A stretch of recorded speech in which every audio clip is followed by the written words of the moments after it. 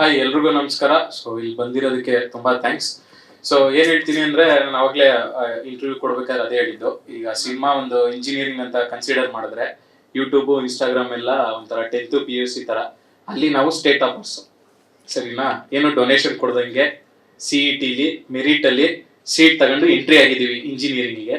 So ನೀವೆಲ್ಲ ಈಗ lecturers HOD ಎಲ್ಲ ನೀವೇನ್ HOD ಸರ್ ನೀವು ಸ್ವಲ್ಪ ಚೆನ್ನಾಗಿ ನಮ್ಗೆ ಪಾಠ ಮಾಡಿ ಗೈಡ್ ಮಾಡಿದ್ರೆ ಇಲ್ಲೂ ಕೂಡ ಯೂನಿವರ್ಸಿಟಿ ಟಾಪರ್ಸ್ ಕೂಡ ಆಗ್ತೀವಿ ಅಂತ ಫುಲ್ ಕಾನ್ಫಿಡೆಂಟ್ ಆಗಿ ಹೇಳ್ತೀನಿ. ಸೊ ಏನು ಅಂದ್ರೆ ಒಂದು ಅದೇ ಇವ್ರು ಸಪೋರ್ಟ್ ಮಾಡಿದ್ರೆ ಅಲ್ಲಿಗೆ ಹೋಗೋದು ನಾವು. ಸೊ 100% ಗೆಲ್ತೀವಿ ಅಂತ ಒಂದು ಕಾನ್ಫಿಡೆಂಟ್ ಆಗಿ ಹೇಳ್ತಾ ಇದ್ದೀನಿ. ಇನ್ನೊಂದೇನು ಅಂದ್ರೆ ನೀವು ನೋಡಿರ್ತೀರ, ನೀವು ಇವತ್ತು ಯಾರ್ಯಾರು ದೊಡ್ಡ ದೊಡ್ಡ ಸ್ಟಾರ್ಗಳಿದಾರೋ ಅವರೆಲ್ಲ ಯಾವ್ದೋ ಒಂದು ಚಿಕ್ಕ ಸಿನಿಮಾದಿಂದಾನೇ ಸ್ಟಾರ್ಟ್ ಮಾಡಿರ್ತಾರೆ.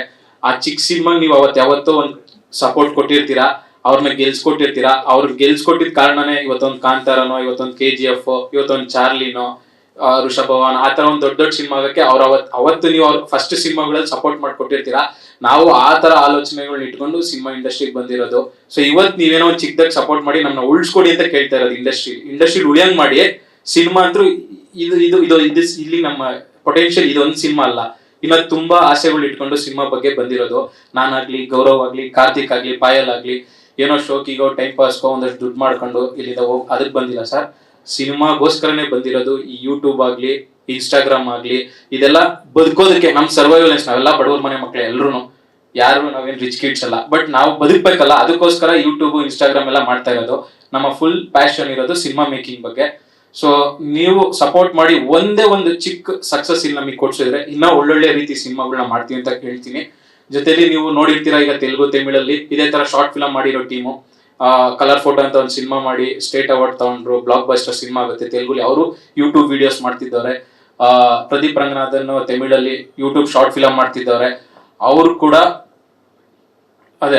ಕೂಡ ಸೊ ಇವತ್ತು ನೀವೇ ನೋಡಿದರೆ ಎಷ್ಟು ದೊಡ್ಡ ಸ್ಟಾರ್ ಅಂತ. ಸೊ ನಾವು ಕೂಡ ಕನ್ನಡದಲ್ಲಿ ಅದೇ ಸಪೋರ್ಟ್ ನ ನಿಮ್ಮಿಂದ ಎಕ್ಸ್ಪೆಕ್ಟ್ ಮಾಡ್ತಾ ಇದೀವಿ.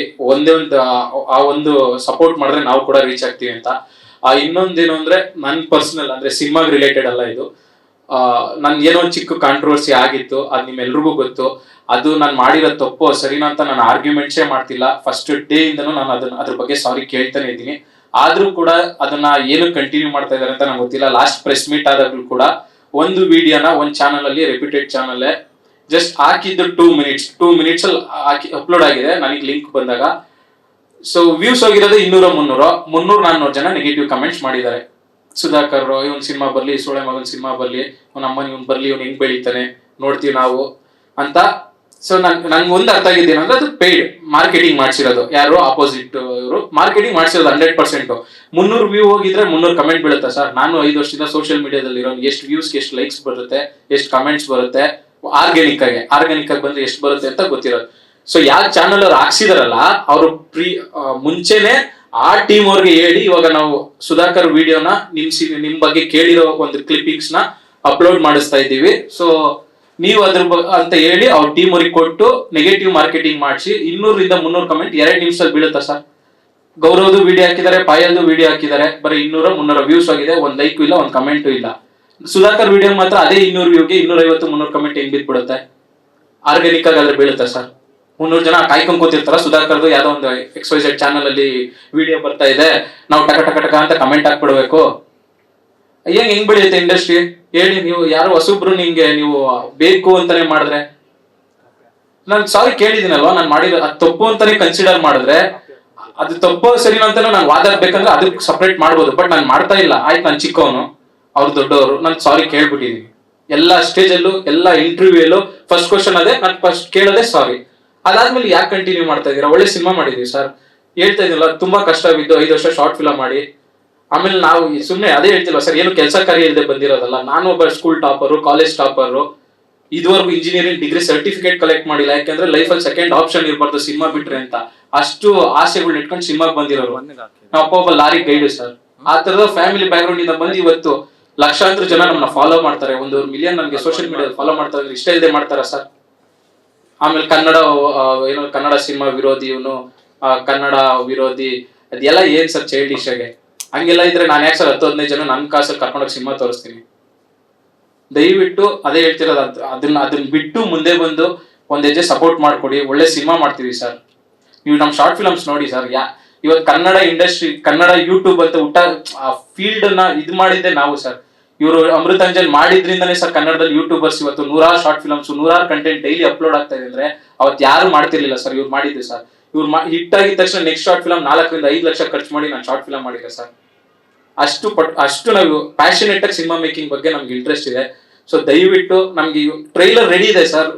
ಜಯಣ್ಣ ಫಿಲಮ್ಸ್ ಅವ್ರು ನಡೆಯಕ್ 1 ವರ್ಷ ಆಗಿದೆ ಸರ್ ಸಿನಿಮಾ ರೆಡಿ ಮಾಡಿ. ಯಾಕೆಂದ್ರೆ ಮಾಡಿರೋ ಒಳ್ಳೆ ಸಿನಿಮಾನ ಹಾಳು ಮಾಡ್ಕೋಬಾರ್ದು ಅಂತ ಪೇಷನ್ಸ್ ಅಲ್ಲಿ ಒಳ್ಳೆ ಡಿಸ್ಟ್ರಿಬ್ಯೂಟಿವ್ ಕೊಡ್ಬೇಕು ಅಂತ 1 ವರ್ಷ ವೇಟ್ ಮಾಡಿ ಜಯಣ್ಣ ಫಿಲಮ್ಸ್ ಅವ್ರು ಹಿಡಿದಿರೋದು. ಅಷ್ಟು ಝೀರೋ ಕಾಂಟ್ಯಾಕ್ಟ್ಸ್ ನಮ್ಗೆ ಇಂಡಸ್ಟ್ರಿ ಅಂದ್ರೆ. ಅದಾದ್ಮೇಲೆ ಟ್ರೈಲರ್ ರೆಡಿಯಾಗಿ 1 ತಿಂಗಳಾಗಿದೆ. ಒಂದು ಸ್ಟಾರ್ ನ ನಾವು ಟ್ರೈಲರ್ ಲಾಂಚ್ಗೋಸ್ಕರ ಒಂದು ಸ್ಟಾರ್ ಯಾರನ್ನಾದ್ರು, ಸ್ಟಾರ್ ಅಂದ್ರೆ ನಮ್ಗಿಂತ ಇನ್ನೊಂದ್ ಹೆಜ್ಜೆ ದೊಡ್ಡವರು ಇಂಡಸ್ಟ್ರಿಲಿ ರೀಚ್ ಚೆನ್ನಾಗಾಗ್ಲಿ ಅಂತ ಅಷ್ಟೇ ಸರ್ ಟ್ರೈ ಮಾಡ್ತಾ ಇದೀವಿ. ಮಾಡಕ್ ಆಗ್ತಾ ಇಲ್ಲ. ಟ್ರೈಲರ್ ರೆಡಿ ಇಟ್ಕೊಂಡು ಟ್ರೈಲರ್ ರಿಲೀಸ್ ಮಾಡಕ್ ಆಗ್ತಾ ಇಲ್ಲ. ಅದಕ್ಕೋಸ್ಕರ ಇವತ್ತು ಒಂದು ಸಾಂಗ್ ಮಾಡಿದೀವಿ. ಇನ್ನ ಒಂದು ಲಾಸ್ಟ್ ಆಪ್ಷನ್ ಇಟ್ಕೊಂಡು ವೆಯ್ಟ್ ಮಾಡ್ತಾ ಇದೀವಿ. ನಾವು 1 or 2 days ಅಲ್ಲಿ ಟ್ರೈಲರ್ ಲಾಂಚ್ ಕೂಡ ಮಾಡ್ಬೇಕು ಅನ್ಕೊಂತ ಇದೀವಿ. ಸೊ ಟ್ರೈಲರ್ ನೋಡಿದ್ಮೇಲೆ ಅಂತೂ ನಿಮ್ಗೆ ಅನ್ಸುತ್ತೆ ಸಿನಿಮಾ ತುಂಬಾ ಚೆನ್ನಾಗಿ ಮಾಡಿದ್ದಾರೆ, ಹುಡುಗರು ಪೊಟೆನ್ಶಿಯಲ್ ಇದೆ. ಅಟ್ಲೀಸ್ಟ್ ಈ ಸಿನಿಮಾದಲ್ಲಿ ಇವ್ರು ಸೋತ್ರು ಹುಡುಗರ ಹತ್ರ ಪೊಟೆನ್ಶಿಯಲ್ ಇದೆ, ಇಂಡಸ್ಟ್ರಿ ಏನಾದ್ರು ಮಾಡ್ತಾರೆ ಅಂತ ನಿಮ್ಗೆ ಅನ್ಸುತ್ತೆ. ಅಷ್ಟೊಂದು ಕಾನ್ಫಿಡೆಂಟ್ ಆಗಿದ್ದೀನಿ. ಸೊ ಹಂಬಲ್ ರಿಕ್ವೆಸ್ಟ್, ದಯವಿಟ್ಟು ಸಪೋರ್ಟ್ ಮಾಡ್ಕೊಡಿ. ತುಂಬಾ ಚೆನ್ನಾಗಿ ಆಗುತ್ತೆ cinema. Thank you so much. ಹಾ ಸರ್, ಅದು ಎಮೋಷನಲ್ ಏನಿಲ್ಲ ಸರ್, ಬಿಟ್ಟಿಲ್ಲ ಸರ್.